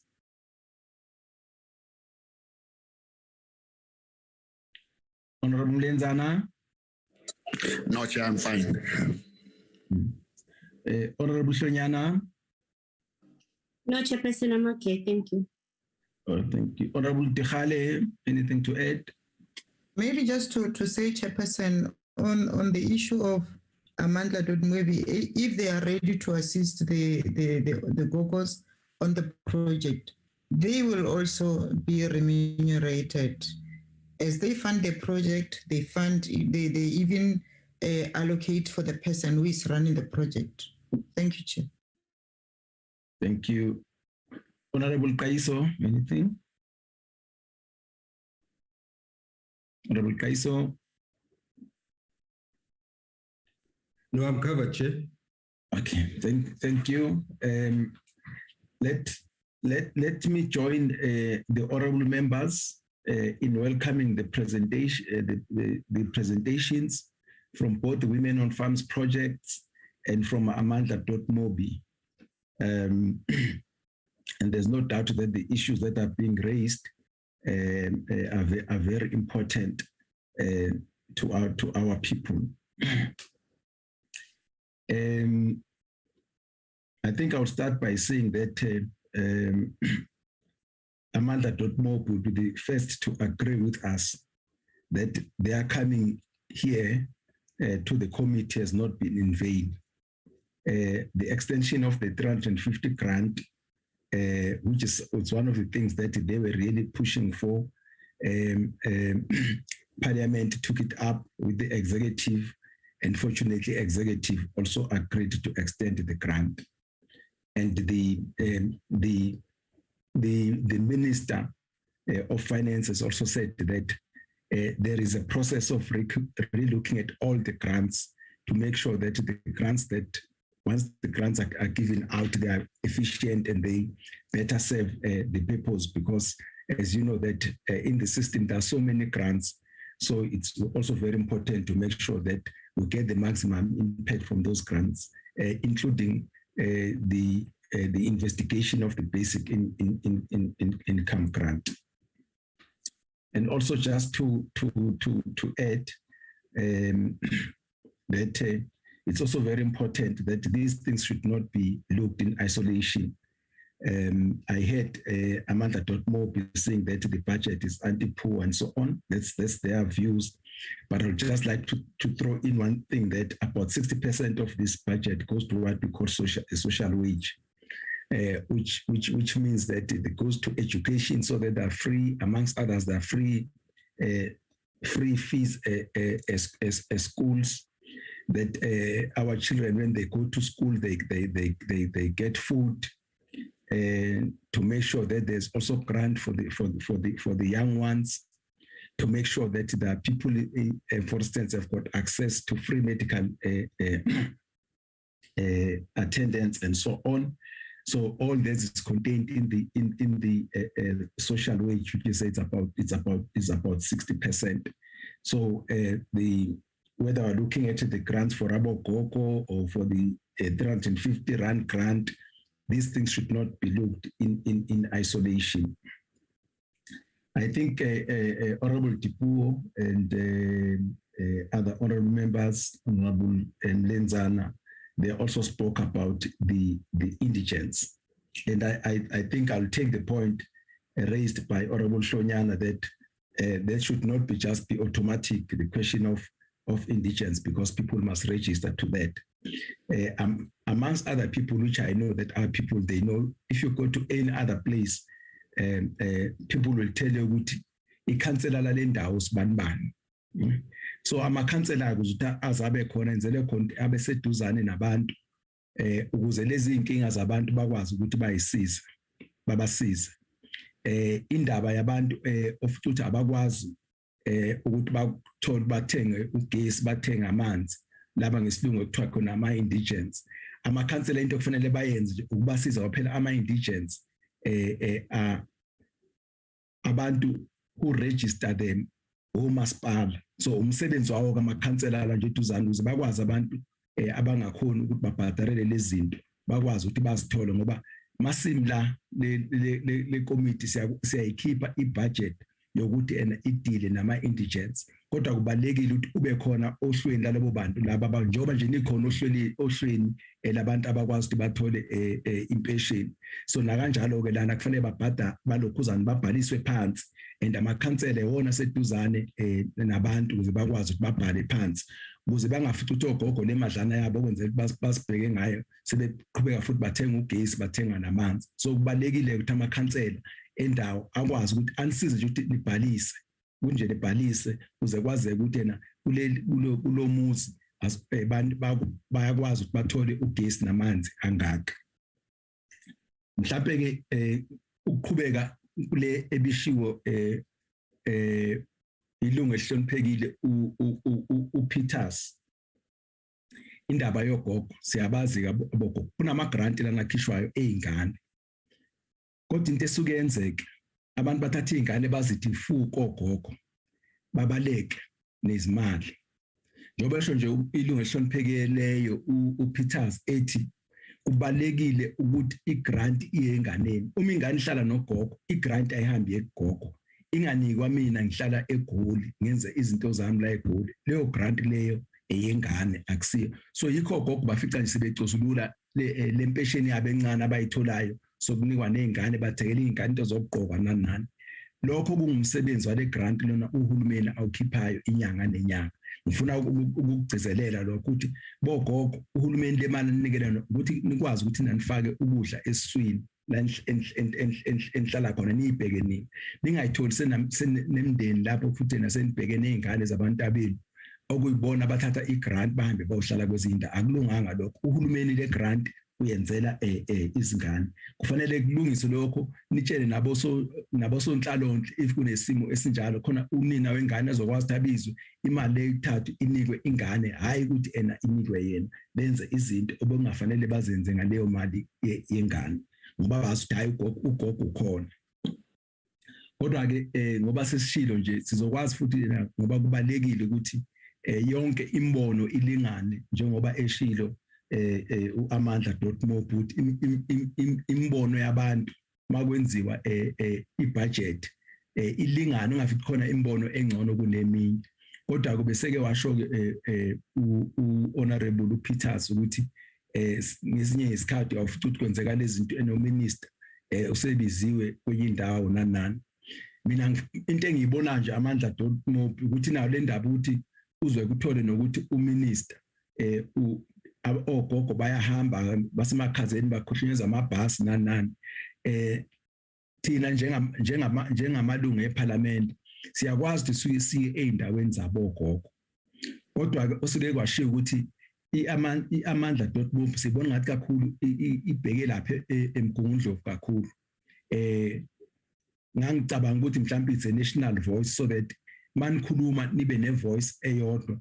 Uma mhlawumbe uminister ozofanele azothi hayi ngizohlangana ke namalungu amele ogogo bonke akwazi ukuthi abeke lelo langa eceleni azokhuluma nabogogo bahlanganise mhlawumbe nominister wa social development naye abe khona lapho nominister we-human settlements naye abe khona lapho.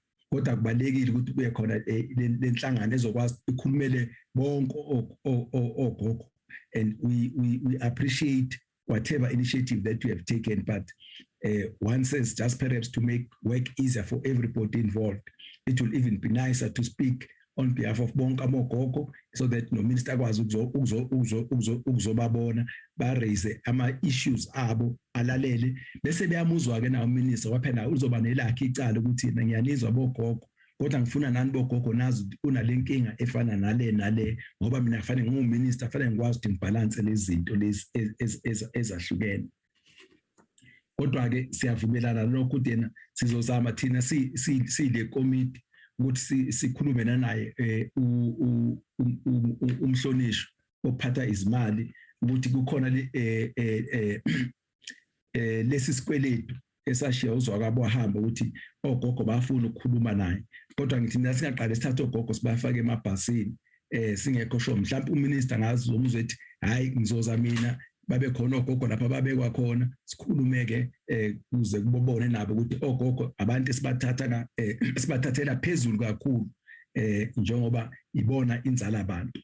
Angazi omkhulu ngibashiya njalo ngihlale ngibona ogogo ngiyacabanga ukuthi nomkhulu nabo baneyinkinga ezifanayo kodwa ke inini nazi kwenzakalani lapho. Sile committee total zama njalo noma sazi ukuthi na baningi abantu abazayo kule committee babe nezinkinga zabo ezihlukile ukuthi na sizame ukuthi njalo masikhuluma nohulumeni ukuthi na indaba zabantu abahlala emaplazini indaba zogogo lezo zinto lezo sikwazi ukuthi nazo zingasaleli emuva. As the president says that nobody should be left behind, we wouldn't like the farm dwellers to be left behind when the whole of South Africa says that we are free, only to find out they are living under the still very discriminatory and subhuman conditions wherever they are. So uhulumeni sifuna ukuthi leyo nto leyo ibhekwe kube khona izindlela zokuthi zilungiswe. I think with those comments from my side, I'll allow Women on Farms projects to start with their responses and their comments on our comments and questions, and then after that, I will request Amanda.Mobi to come in, respond to some of the questions that were raised, and perhaps make comments on our comments. Women on Farms projects, please come in.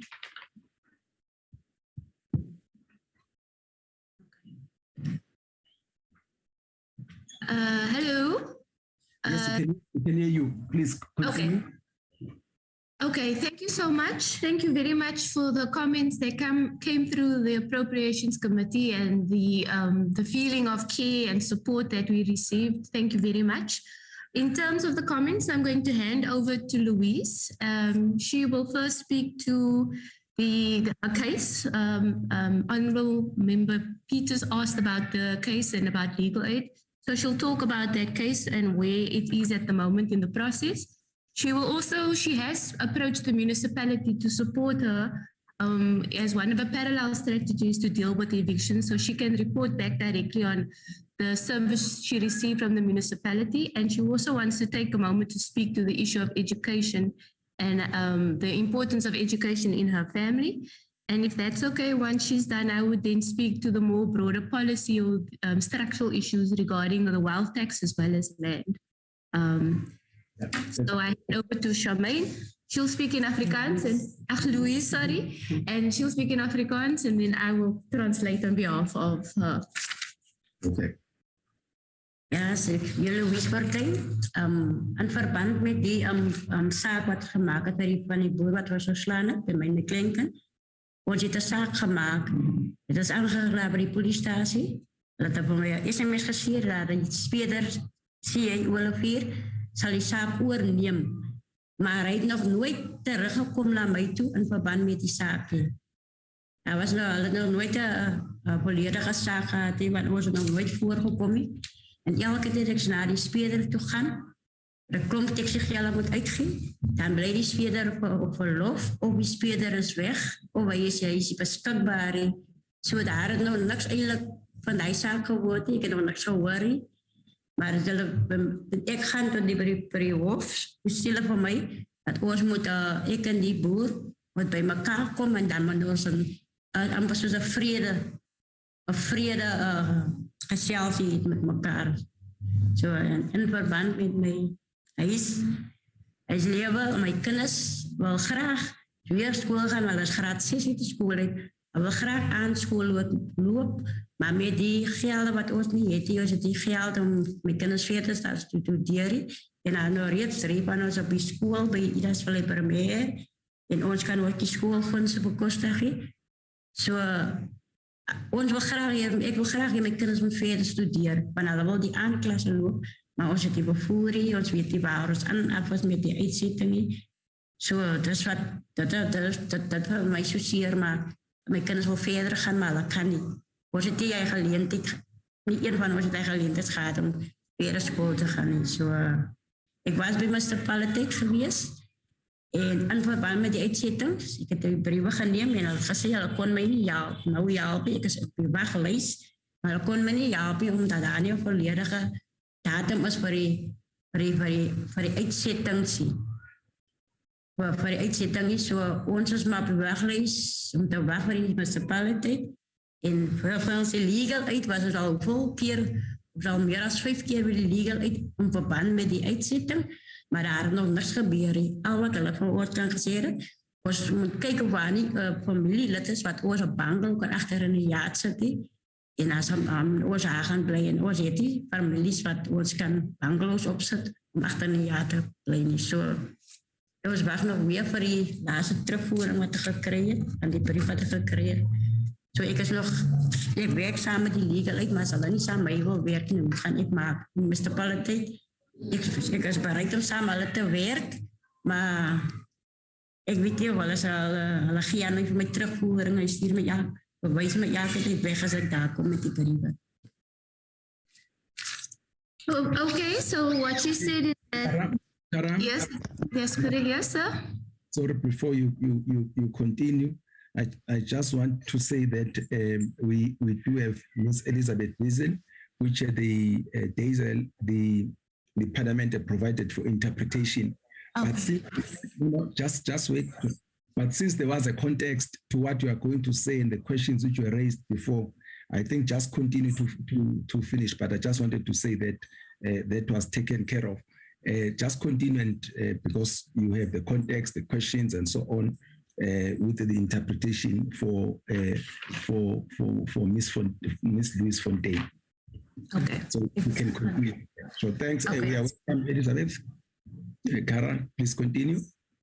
Okay, thank you. I'll do a brief. I must do a brief translation. Am I understanding correctly? Yes. Okay.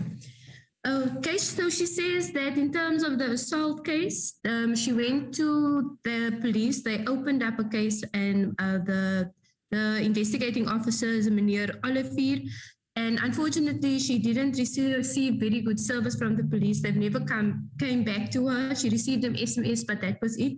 And for her to go to the police, she has to leave the farm, and it's a lot of taxi transport fees that she has to spend. And every time she goes there, they're not available. The police officer is on leave. To date, there has been no court case. They have not appeared yet in court.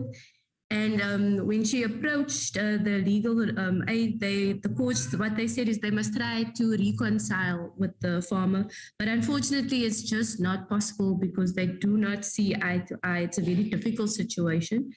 And so that's where it's sitting with the assault case. That's where it is at the moment. In terms of the municipality, she has gone to the municipality and she's currently on the waiting list. And they said that they can't help her because she doesn't have a date of the evictions. Is that correct? So then she's sitting with a bit of a bind that the municipality can help her, but only when she has a date of the evictions, but she doesn't want to get evicted. Currently, there are 13 people in that, it's a 5-roomed house, so it's 2-bedroom. There are 13 people living and 7 of those are children. When she spoke to legal aid, all that they could tell her is the best advice they had for her is, does she have any family members that have space in their backyard so that she can put up a bungalow or a hawk? That would be their best approach in terms of, that was the advice legal aid gave her in terms of the eviction case. Regarding her children, it is her deepest desires that her children have education so that they can be more than just a farm worker. But they also were dropped out of school because they also had to work on the farm, so the cycle continues. She would really like for her children and herself to go to night school. The issue, however, is about the transport, the issue is about the fees, and also just the instability of living on a farm with the evictions. It's really hard to make choices, and it's really hard to continue your life not knowing whether you are going to be evicted today or not. So those are her issues. Kara? Yes. Yeah, before you come to other things, I just want to check with Elizabeth. Elizabeth, is there anything that you'd like to add? Thank you, Chairperson. No, Cora is doing an excellent job of translating. I think the only thing I can add at this stage, the name of the detective is Mr. C.A. Willifeer. I can also add that details just in the chat. But as they have mentioned, the case is not resolved as yet. She also approached the courts, and the courts had a very diplomatic way of only indicating she should maybe just go and discuss the case with the farmer, and maybe they can resolve it. As she had mentioned, she wants her children to continue with education. They left school after grade 6, but there is no money to continue with the studies. There's also an issue if they want to attend night classes, they don't have any transport. And then when it comes to the matter of the evictions, she is willing to work with the municipality. However, she is still on the waiting list, but it appears that everything is just coming at a dead end. Thank you, Chair. Thank you so much, Elizabeth. Kara, please continue. Okay, thank you very much. We just wanted to say it's C.J. Willifeer. CJ is the detective's name that's handling the case. Okay. Then, fortunately, I do have good stories. It's not all doom and gloom. Women on Farms has been working with municipalities, and they have received land. So in the Breda Valley, they've received land that women have access to in the Dorings area, and those women have used that land, and they are using that land for food gardens. They are also working with land reform, Department of Land Reform, and the Department of Land Reform's new policy is to identify, because the farm is quite big, and the farmer, they want to identify the places where farm workers are living and purchase that particular part of the farm from the farmer. So not the entire farm, but the living area. And so that people could have, then the title deeds would go to the farm workers. The land reform would transfer the title deeds to the farm workers living on the land. And we are also busy working with Drakensberg municipality in a very similar situation on farms in Samodium, people that have been living on those farms for years and years, and trying to see to what extent the municipality could also purchase that land or make land available so that the farm workers can move to a location so that they don't have to get evicted from the farms. So we do have we do have strategies. We welcome any strategy with any institution because, as everyone knows here, without land it's very difficult. And I think somebody said that what was it? Without land, a mother cannot do very much for her children. So any strategies. What we do note is, in terms of land redistribution, is that we had a meeting with the Legal Resource Center, and they indicated that at this moment there is no land redistribution legislation. So there is policy that agriculture follows, but there's nothing legislated.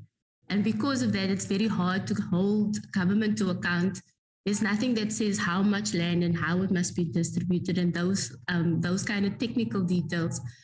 And the other thing is that sadly the land redistribution program is declining in general, but specifically it's declining for women. So those are our issues regarding the land redistribution policy.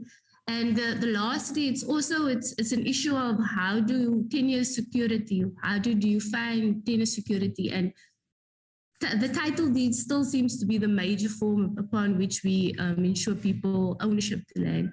But there's so many different ways in which South Africans live on land that it needs to incorporate all these hybrid and diverse dimensions of how people live on land. For example, a farm worker who has never owned the land that they've lived on, but through generations and generations, they are entitled to be on that land because they have been living on that land. Yet the title deed is too blunt an instrument. And we need to think through new ways of 10-year security. So those are the structural issues that we face with land as Women on Farms project. And thank you very much. Thank you. Amanda Dotmobi. Amanda Dotmobi. Thank you, Chair.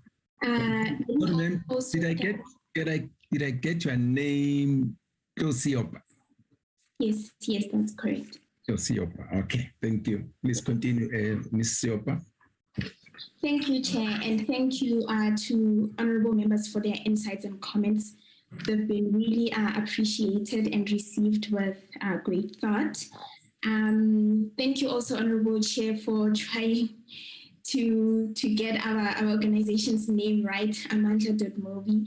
If I could just give a bit of context on that so everyone understands the meaning behind that name, because I think then it will make it easier for people to remember it and understand. So Amandla, we know it means power, and Mobi is a cell phone. So the reason Amandla.Mobi was started was to basically allow people who do not have access to internet, access to smartphones, to be able to still participate as citizens of this country using a simple cell phone that is not even a smartphone, using SMS and please call me. So that's our main mode of communication, SMS and please call me. So power with a cell phone.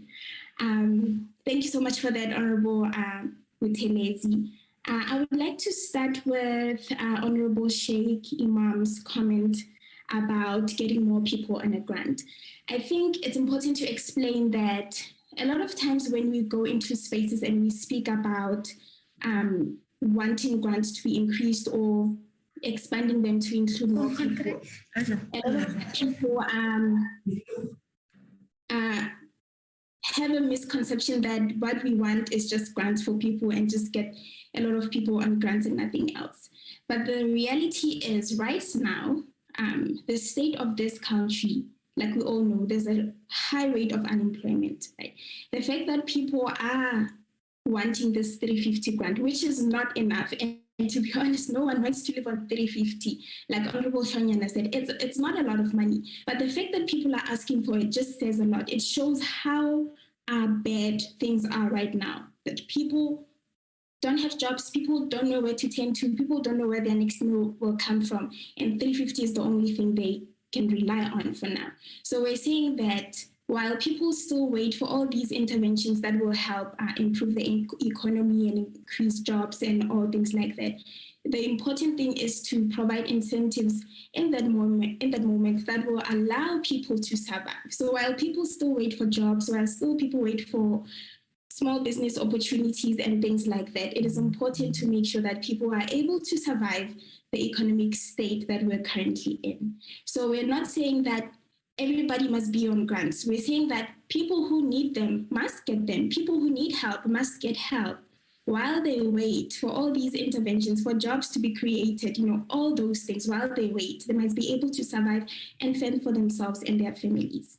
Moving on to Honorable Dipo Peter's comment. Thank you so much for that, Ma. So about the question, if we've made people aware of these processes, that is one main objective of Amandla.Mobi. Now, it is important to note that we are a very small organization. We are made of less than 15 people, right? And we have almost 1 million members who mostly are Black women from low-income backgrounds.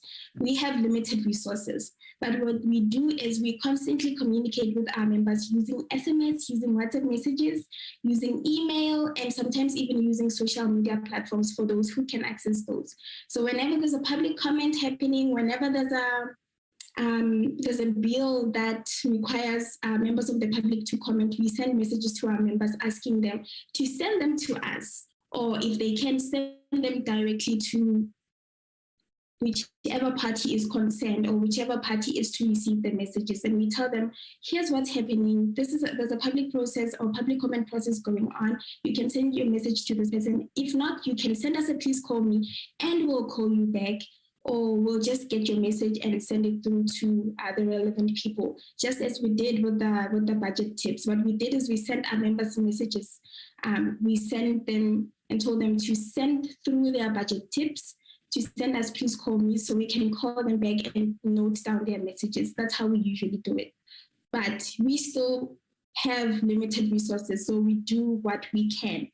And on the issue about whether Gogos have tried to get in touch with other Gogos, it has actually happened.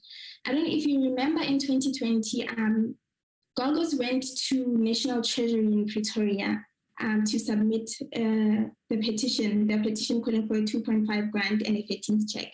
But those were not only the Pietermaritzburg Pensioners Forum. There were other Gogos from other communities as well. And I remember they were wearing shirts representing their groups, representing their organizations. They came from Soweto or from Eastern Cape, from Limpopo, from Mamelodi, like Mama Kipo said. And they got together, and I remember they submitted the memorandum to a DG, the National Treasury. So when Amanda Donmobi first met with the Gogos was during a submission in Parliament in 2018, and they were there by themselves, right?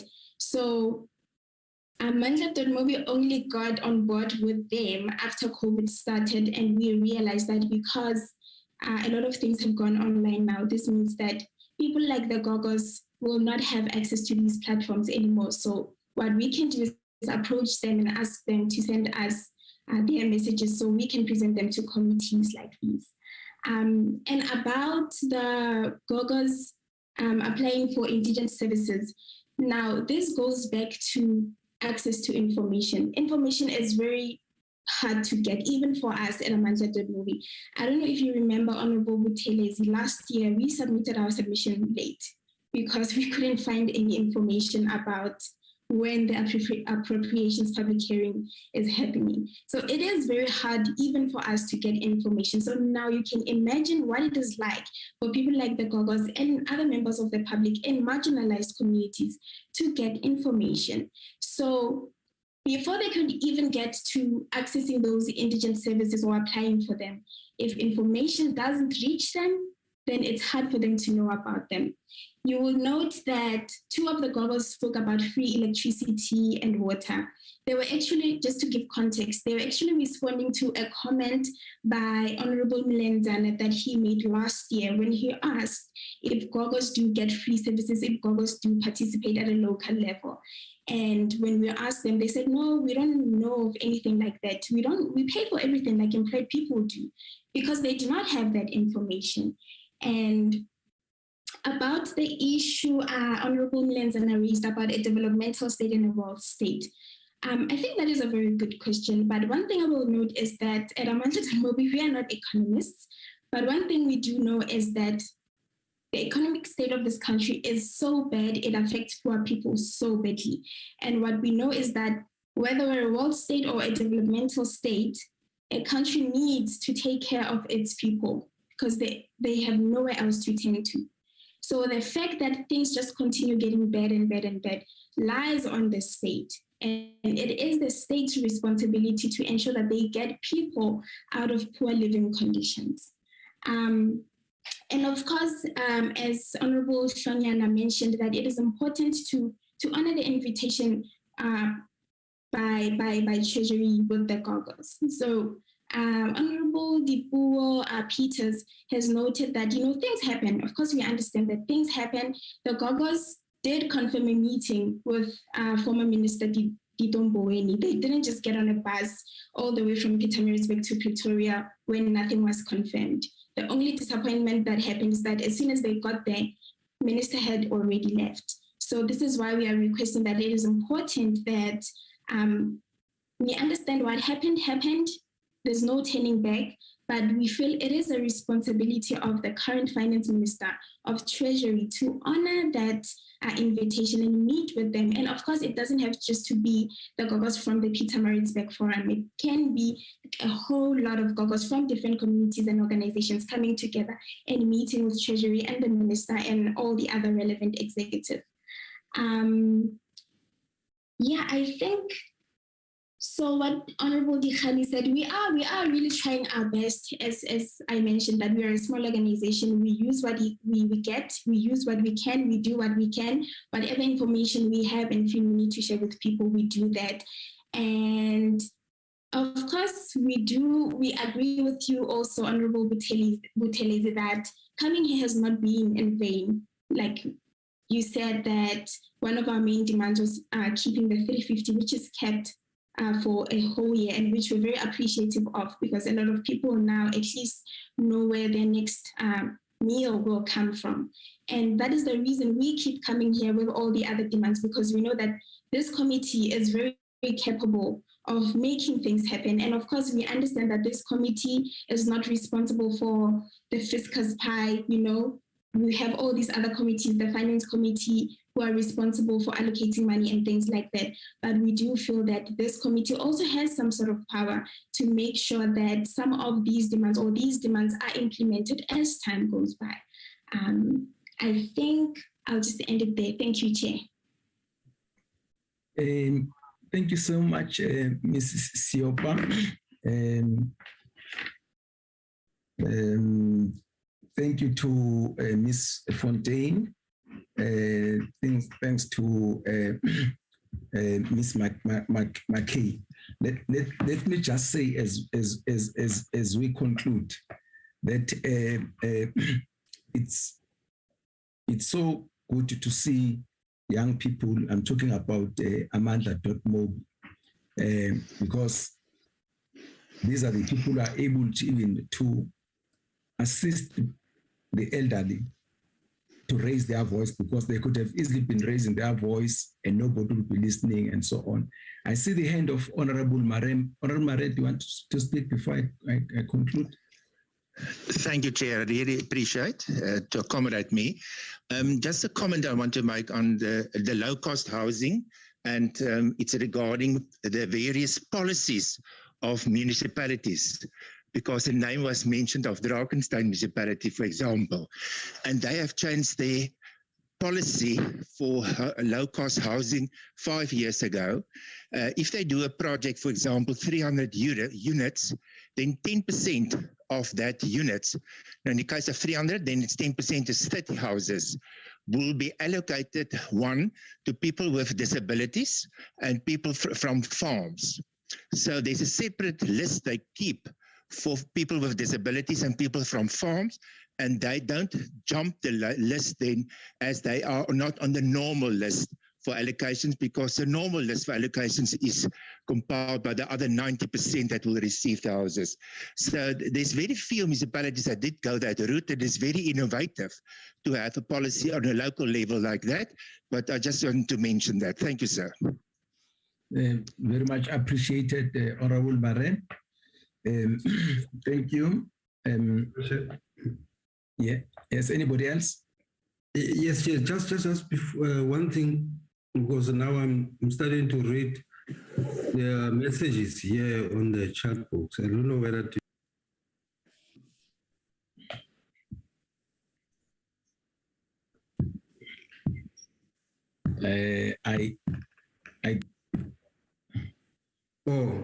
The message on the case reported, I don't know what impression do we get on the reported message of particulars of a person here at the committee level. It means there is an expectation. I don't know how we're going to, it means there has to be a way to deal with that thing, that message.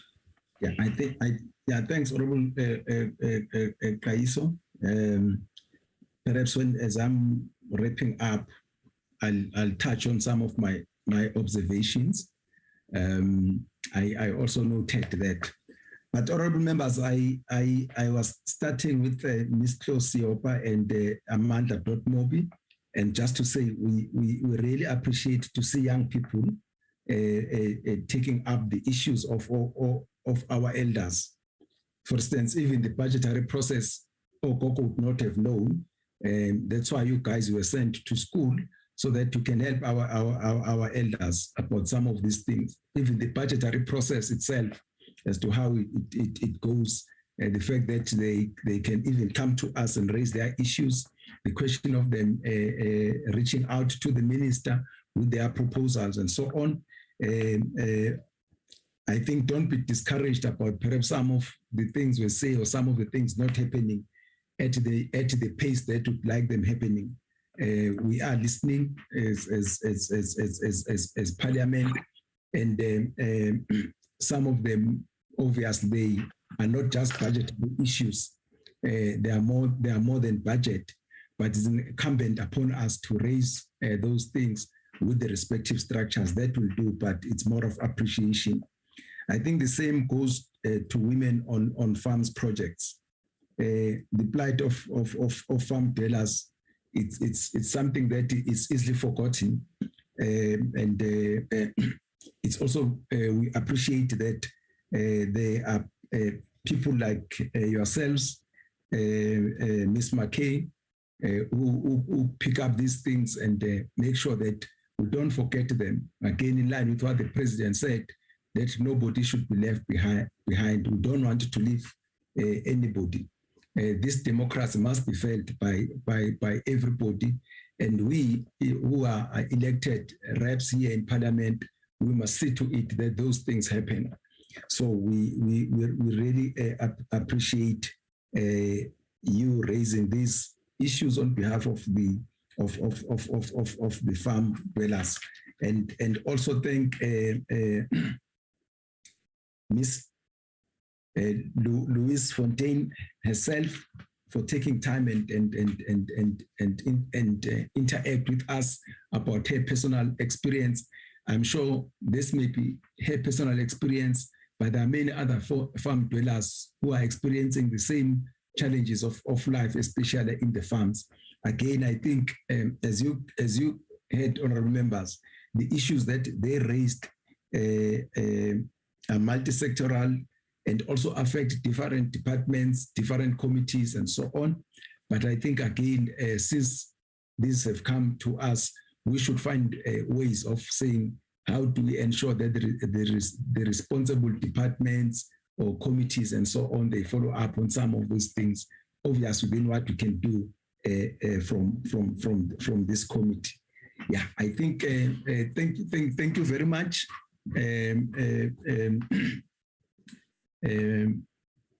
Ms. McKay, Ms. Fontaine, and Mrs. Siopa for being part of this interaction. I think we are definitely much wiser after you are coming here. We thank you very much. That takes care of that agenda item. We are free to remain in the meeting, but we'll jump to the next agenda item. Okay. Ms. McKay, I was still there. Ms. Siopa is still there. Yes, sir, I'm here. Okay, no, we're just saying that, yeah, that takes care of the presentations that we have made. But as I was saying, we remain in the meeting. Okay, thank you very much. I will remain. Okay, thank you. Siopa? Thank you, Chair. Still here. Okay. Honorable members, can we go to the minutes of the 9th of March 2022? They were sent to us, and we read them. If there are no corrections or any additions to the minutes, can I have the mover for the adoption of the minutes? Matafa, I move, Chair. Honorable Matafa moves for the adoption of the minutes of 9th of March. Seconder? Mlenzana. Honorable Lenzana moves for is seconding. Then we can adopt the minutes of 9th of March 2022. Darren, any announcements from your side? Chairperson, no announcements. Next meeting will be held on Tuesday, the 21st of March.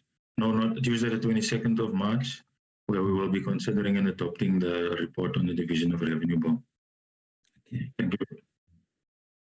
Honorable members, so it means this is the, as far as Division of Revenue bill, our consultations and interactions end here. Then on Tuesday next week, we'll be considering the report, which will be presented to Parliament. Thank you very much. Excuse me, Chairperson. Yes, Honorable Lenzana. Just to check, when I was reading notices, why did I have something like debate next week? Yeah, it is not the debate, but the consideration of the report. Can you put me? Yeah. I was a bit confused. I don't know. No, you are not confused. Come in there, Darren. When is the debate? Yes, Chairperson. The report will be adopted next week, Tuesday, and the debate will be held on Thursday, Chair. So the report will appear in the ATC before the debate. Yeah. Got that, Honorable Lenzana? Yes, I got it. Hopefully, Comrade Umatafa is around, but we'll talk it outside the meeting. No, fine. Yeah, he's around. Yes. Sure. We are talking of the report on Tuesday and then the debate on Thursday. Thank you very much. Honorable members, thank you very much for attending the meeting and your wise interaction with the presentations. We should find a way of taking forward the things that have been raised by the members of the public. Thank you very much. The meeting stands adjourned. Thank you, Chair. And bye. Thank you. Thank you very much. Thanks, Chairperson. Thank you. Thanks, Chair. Thank you, Mashile. Okay. From Women on Farms, thank you very much. It was a very important meeting, and thank you very much for caring about our submissions. Thank you, Ms. McKay. Ms. McKay. Yes, I'm here. I was saying thank you, Mrs. McKay. Thank you. Thank you very much. Thank you.